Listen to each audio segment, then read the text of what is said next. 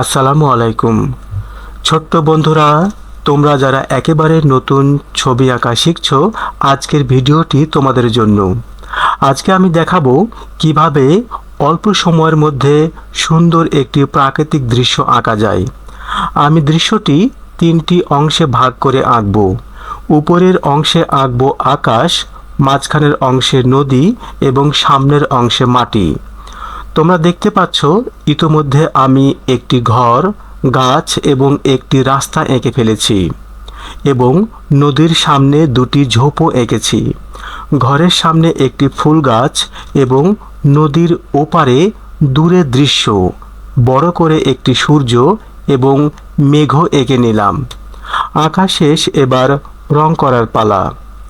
তোমরা একটি বিষয় খেয়াল রাখবে, রং করার সময় যে দিক থেকে সূর্যের আলো পড়ছে সেই দিকে রঙগুলি কিছুটা উজ্জ্বল হয়, যেমন লাল, হলুদ ইত্যাদি, এবং বিপরীত দিকে রঙগুলি গাঢ় হয়। আমি ঘরের দরজা এবং জানালা বেগুনি রং দিয়ে রং করছি। তোমরা চাইলে লাল অথবা কালো রঙও করতে পারো। ঘর রং করা শেষ, এবার গাছ রং করছি। গাছের পাতাগুলি অবশ্যই সবুজ হবে এবং ওপর থেকে হলুদ রং করতে করতে সবুজের সঙ্গে মিলিয়ে নিচ্ছি। তোমরা এইভাবে গাছ রং করবে, দেখবে অনেক সুন্দর হবে। ঠিক একইভাবে নদীর সামনে যে দুটি ঝোপ এঁকেছি সে দুটিও সবুজ রং করছি এবং ওপর থেকে হলুদ রং করতে করতে সবুজের সঙ্গে মিলিয়ে নিব। তোমরা রাস্তা রং করার সময় ব্রাউন অথবা বাদামি রং করবে। আমি কমলা এবং হলুদ রং মিলিয়ে পুরো রাস্তাটি রং করেছি। এবার নদীর ওপারে দূরের দৃশ্য রং করার পালা। দূরের দৃশ্য রং করার সময় অবশ্যই গাঢ় রং ব্যবহার করবে। আমি সবুজ রং করার পরে উপর দিয়ে হলুদ রং করে নিচ্ছি। ঠিক এইভাবে তোমরাও রং করে নিবে, দেখবে অনেক সুন্দর লাগবে। বাড়ির সামনে যে ফুল গাছটি এঁকেছিলাম সেটির ফুলগুলি লাল রং করে ফেলছি। তোমরা চাইলে লাল, কমলা, হলুদ বা অন্য রঙও করতে পারো। এবং মাটিতে ঘাস আঁকছি। তোমরা চাইলে একটি একটি করেও ঘাস রং করতে পারো, তাহলে কিন্তু অনেক সুন্দর হবে।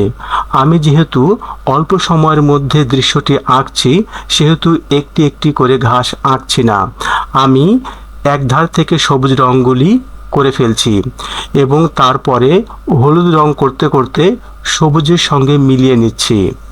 এবার আকাশ রং করার পালা। তোমরা দেখতে পাচ্ছ পুরো আকাশটি কিন্তু আমি রং করছি না, মেঘ পর্যন্ত শুধু আকাশটি রং করছি। নদীর পানি সাধারণত নীল রং দিয়ে করলে অনেক সুন্দর ফুটে ওঠে, তবে তোমরা চাইলে অন্য রঙও ব্যবহার করতে পারো। দেখতে পাচ্ছ পুরো নদীর পানি নীল রং দিয়ে করে ফেলছি। অবশ্যই তোমরা ধৈর্য সহকারে এই রঙগুলি করবে। সূর্যের যে কিরণ পানির উপর পড়েছে সেটি লাল রং দিয়ে এঁকে নিব।